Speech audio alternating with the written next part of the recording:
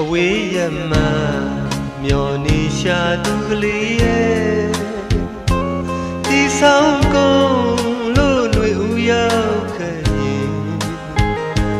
ပြန်ဆုံးမယ်နော်မင်းအမငယ်နဲ့ပြောခဲ့လေဒီမောင်ပဲလွမ်းရတယ်မတွေးရတာအတော်ကြာပြီပေါ့လေသူအလွမ်းပြေဖို့ပူစားပြူ